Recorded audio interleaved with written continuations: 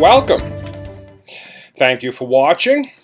If you're a subscriber, thank you for coming back. And if you're not a subscriber, please think about subscribing. You will get notified when I make new videos, and you may learn something. Today, I want to talk about one of the, or the biggest secret of life. And when I say this is a secret, in the past it may have been secretive because there are some people that don't want you to know it because those that control others don't want you to know this because it gives you control of yourself. But the main reason it's a secret is because people refuse to believe it.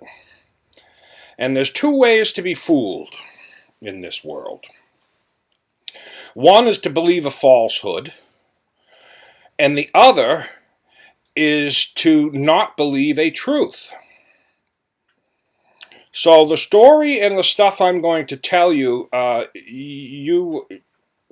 it's up to you whether you want to believe it or not. And maybe you're not ready, because some people are not ready for this information because they live in the exoteric world. So let me start there. All these religions out there are trying to teach this secret of life because it's that important. It's huge. It's your purpose. Your whole purpose of being here on this planet is this secret. And all these religions are trying to teach it. Everyone.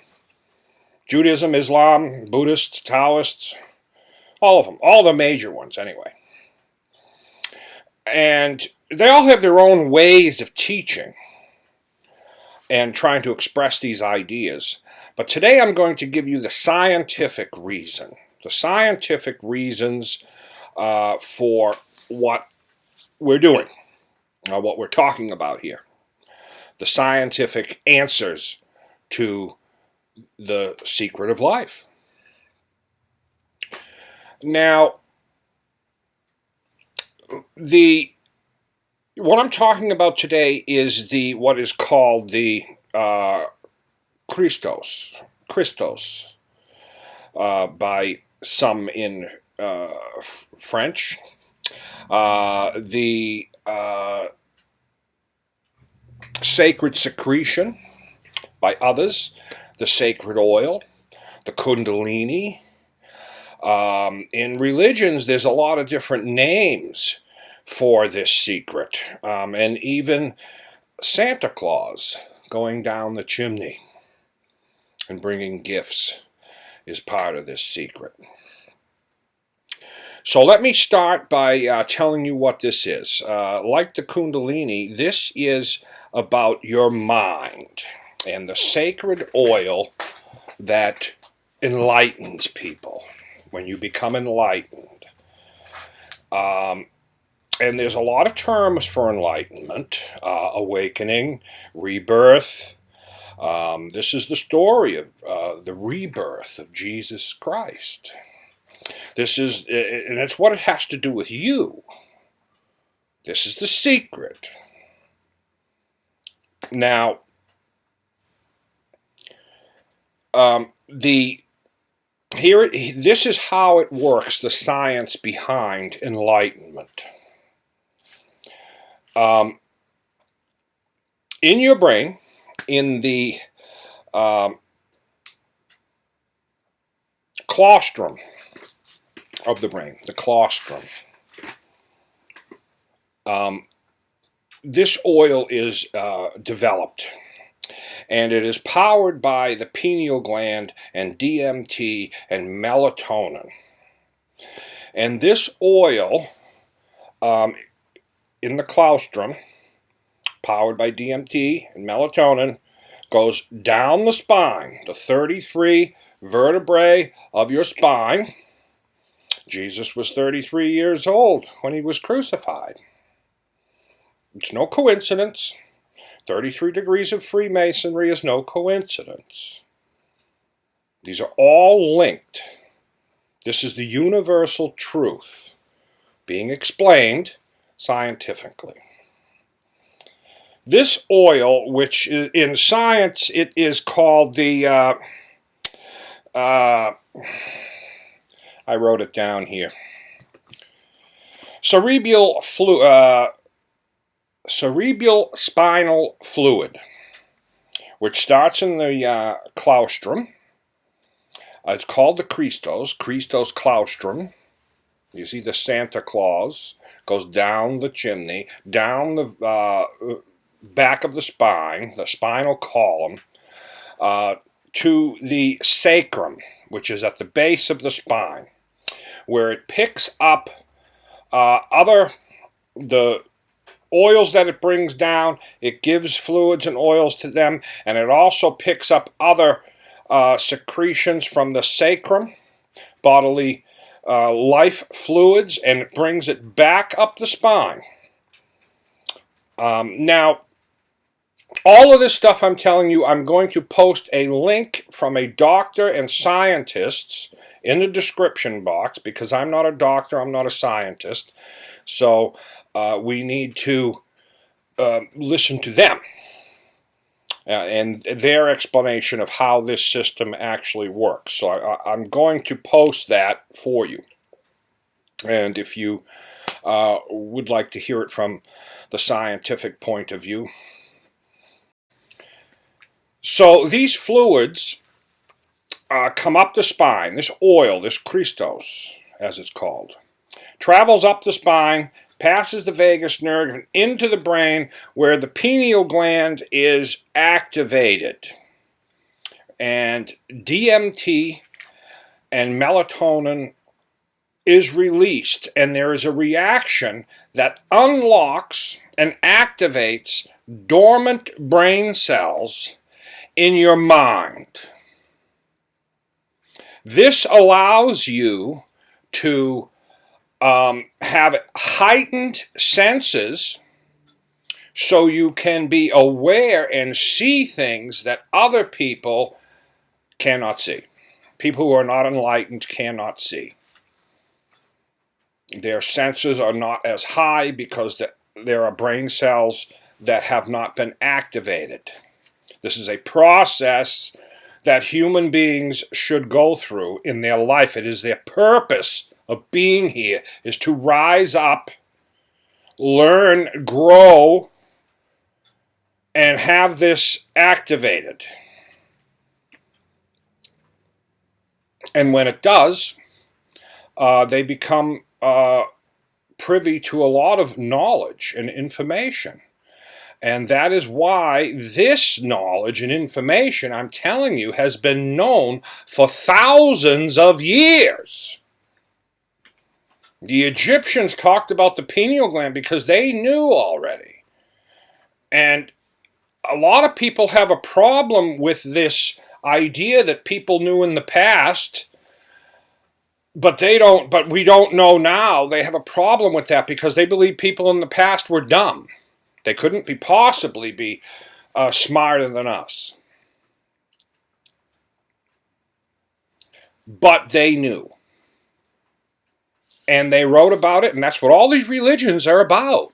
They're trying to teach you this. So it's time to realize that you don't know it all. And science is starting to catch up, and they're starting to answer these questions that spiritual, enlightened people already know, because it's part of who we are.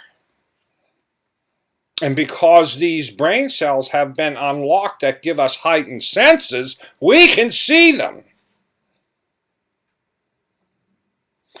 So we know. So in the past, enlightened people were able to see things and explain things that they are today. But science is catching up, and the science realizes, now there's a lot they don't know, and it is still disputed, but that's what's going on. That's the truth. And like I said, there is a link in the description box that will explain this in a more technical way, how it works.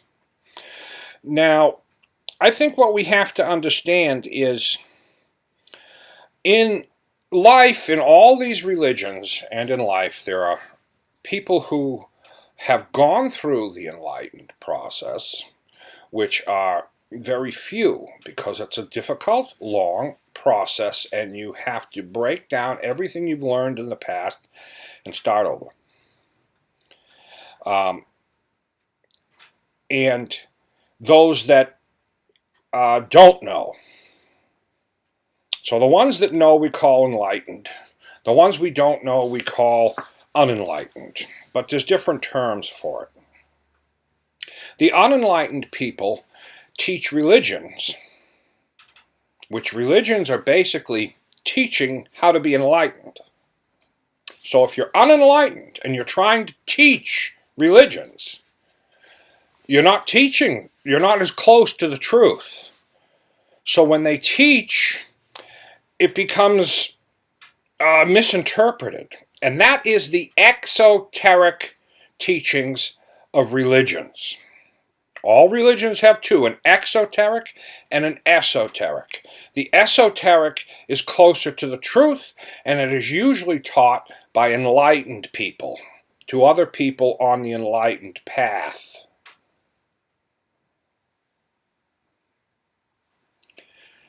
And that is why it is so difficult, because when people, in a dualistic world, we all want to make a choice. Is this religion good? Is that religion good? Or is it bad? Is it good? Is it bad? Is it good? Is it bad?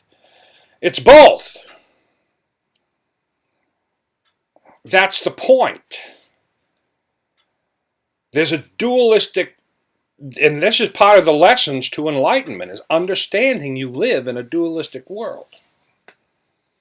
And that's the last thing I want to say in this video. I want to point out that this process of enlightenment, with the fluid goes down the spine, picks up essential oils that come back up, activate the pineal gland, activate the brain cells in the frontal lobe of the brain, which opens up senses. You have 5 senses, but they're heightened senses. And the intuition and some people like to call it psychic powers, but when I say that, people get misunderstood. They're just heightened senses that you already have, including vision as well, and reason and consciousness. There's a lot of changes that change who you are. It's like a caterpillar turning into a butterfly. This is all part of the human process. But because the unenlightened people have been so adamant to keep everybody else unenlightened people want to keep you unenlightened. Ignorant people want to keep you ignorant. They don't want you to be better than them, because they won't be able to control you and tell you and come to the church and dump money into the till. That ends once you realize that this thing called God is within you. The kingdom of God is within you. It said that in the Bible. Until the unenlightened people took it out, because they didn't like that part.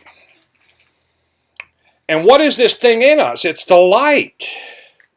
There is such a thing as God.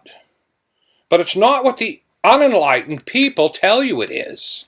It's not outside you. They want to get in between you and God. So they tell you it's outside yourself. That way they can put a wall up. God is in you. It's part of this light. It's part of this energy that is activated when you make this enlightened experience, and the pineal gland is activated. And with that, DMT is released, and you can have a connection and a communication with Source, with God. And that's why Jesus Christ and Moses and all these people that are used in stories in the Bible to explain how they communicated with God, that's what they're talking to you about. You know,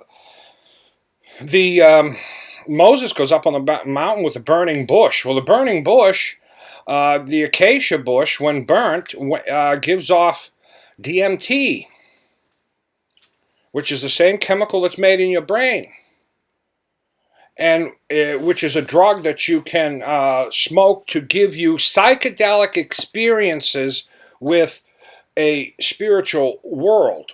Now, I don't know if this is a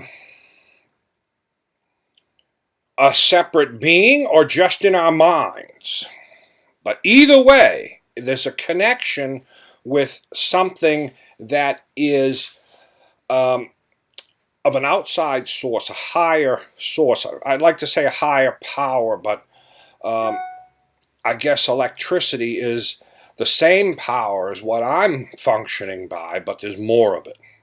It's a connection to source. And it's hard to explain until you've experienced it for yourself. Now, some people use psychedelics to release of DMT, which is what's released from the pineal gland when you go through the enlightened experience. And they will get glimpses of these images of the process of enlightenment. But after the drugs wear off, if they don't have the knowledge that should go with it, then they're back where they started. So drugs only give you a glimpse of the process of enlightenment. But if you want the full process, you have to go through the work that it takes. And so what is the work that it takes? It takes self-reflection of yourself. And it takes exercising your mind. Knowing right from wrong, knowing true from false, using logic, using reason, and everybody has this ability to do it. You don't need a college degree. You don't need anybody. You don't need a priest. You don't need a professor. You don't need a doctor. You just need you and meditation. Meditation exercises our mind because our minds are thinking all the time. Even when we're sleeping, it's thinking. Meditation helps us clear that out. In this world, we need, when you exercise anything, you pick it up, you put it down. You pick it up, you put it down. Your mind has to do the same thing too. You have to know how to use your mind and think with logic and reason, but there are times when you got to put everything down and empty it out and learn how to do that. That helps your vibrational rate of your mind and body. That is important to the spinal fluid, how it flows up and down the spine. Now, this process of the spinal fluid going up and down the spine happens once a month for people. It's like the cycles of the moon and the woman's menstrual cycle. We all, men and women, have the cycle of this oil created in the claustrum that goes down the spine to the sacrum and then back up into the pineal gland. But when you're not vibrating at a high enough level and at peace and have the knowledge, the oil doesn't come back up and it never makes it up and can get stuck. And it can get stuck for a lot of reasons. And there's different ideas of what these reasons are. But meditation, lack of meditation and a cluttered mind. You're going to need to be at peace and happiness. Have joy in your life. No fear. You have to have gratefulness. All the things that Jesus Christ in the books and all these religions have been telling you. What you need to do to find God or get this enlightenment, this experience that makes you into a whole different person. This whole thing about heaven and hell is not about dying People think, oh, I'm going to go to hell after I'm dead. I'm going to go to heaven.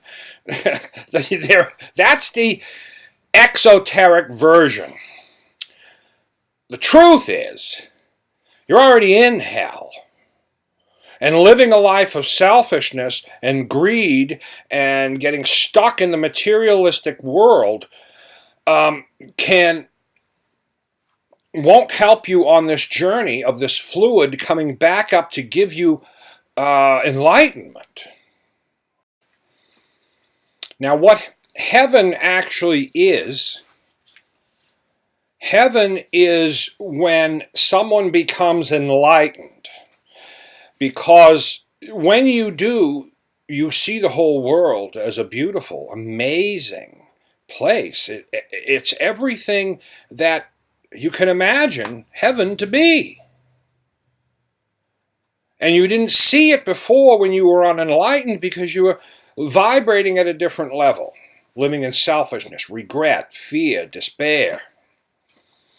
All these things are low vibrational emotions. This is an emotional thing that creates a higher vibrational, higher energy. It's about energy. All of this. The same energy that created the Big Bang. And everything exploded. And all those particles went out into space. And they all formed and came together. And here you are. Made from that. Well, now we're talking about those same energies that are in you that create that are emotions. And when I talk about heaven, part of the process of enlightenment is the self, the ego, that we build up over our lifetimes that stop us from becoming enlightened. The ego stops us from reaching enlightenment. So in order to become enlightened, you have to kill the ego, kill the self, the crucifixion of the Christos.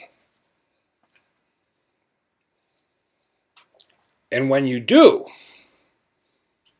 you'll go to heaven. Because you will be reborn after about 3 days in the tomb, which is when the pineal gland is activated. You know there's something going on. You feel differently. There's a transformation coming over you because brain cells are being activated that you didn't have before. And it takes a few days to come out of that cocoon and put things together. That's really what your mind is doing, trying to put it all together, because you've learned some amazing things about yourself. Now, to find this on your own, knowing it just by me telling you, you don't have to believe anything I'm saying. Whether you believe it or not, it's not going to help you on your journey. You have to go the right way.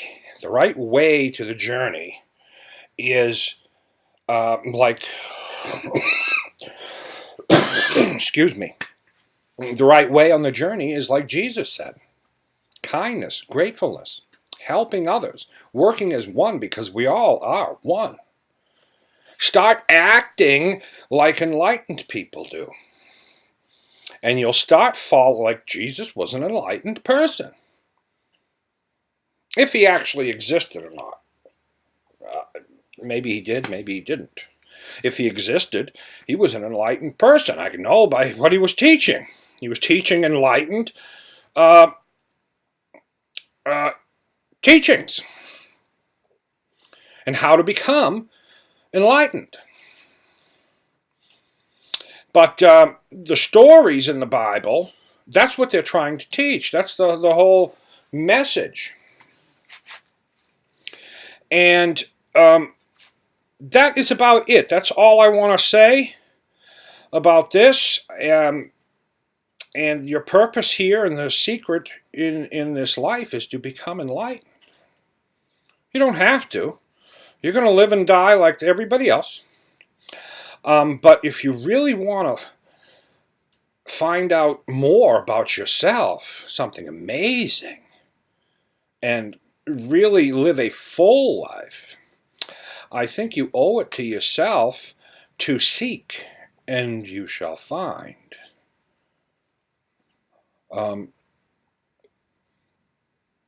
That's what every book and every religion out there has been trying to teach people, and they've linked it to different stories and different things, and everybody thinks it's something different, but it's all the same. They're all trying to teach the same thing. And it's right in front of everybody's face, but they look right past it. I want to thank you for watching. Please hit subscribe so you get more videos. A video comes out 2 to 4 times a month, depending on how busy I am and the ideas I get. And you have a great day.